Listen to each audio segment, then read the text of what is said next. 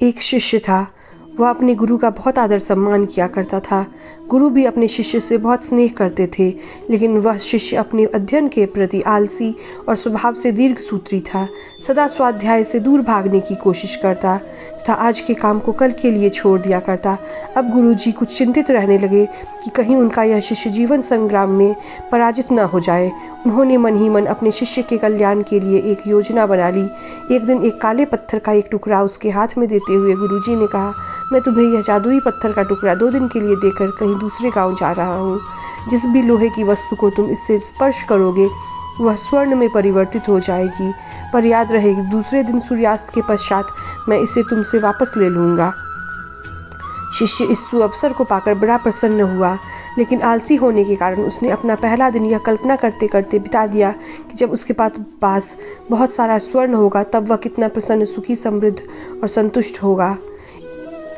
फिर दूसरे दिन जब वह प्रातःकाल जागा, उसे अच्छी तरह स्मरण था कि आज स्वर्ण पाने का दूसरा और अंतिम दिन है। उसने मन में पक्का विचार कर लिया कि आज वह गुरुजी द्वारा दिए गए पत्थर का ज़रूर लाभ उठाएगा। उसने निश्चय किया कि वो बाजार से लोहे के बड़े बड़े सामान खरीद कर लाएगा और उन्हें स्वर्ण में परिवर्तित कर देगा। दिन बीतता गया पर वह इसी सोच में बैठा रहा कि अभी तो बहुत समय है, कभी भी बाजार जाकर सामान लिया जा सकता है। फिर उसने सोचा कि वह भोजन के पश्चात सामान लेने जाएगा।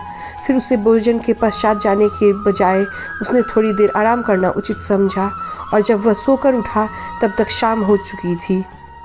वह जल्दी जल्दी बाजार की तरफ भागने लगा, पर रास्ते में ही उसे गुरुजी मिल गए।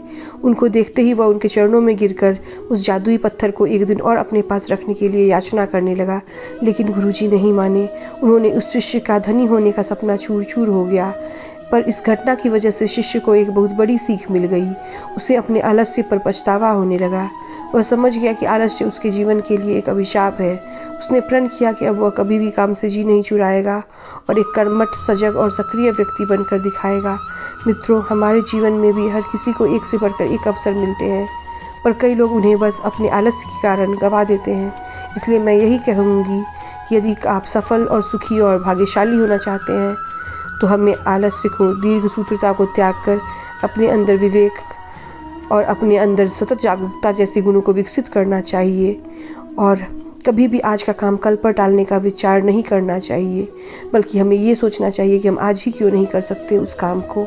अगर आपको मेरी ये कहानी अच्छी लगी तो प्लीज़ मेरे चैनल को लाइक, शेयर और सब्सक्राइब ज़रूर करें, और कमेंट करके ज़रूर बताएं कि आपको इस कहानी से कितनी और कौन सी सीख मिलती है।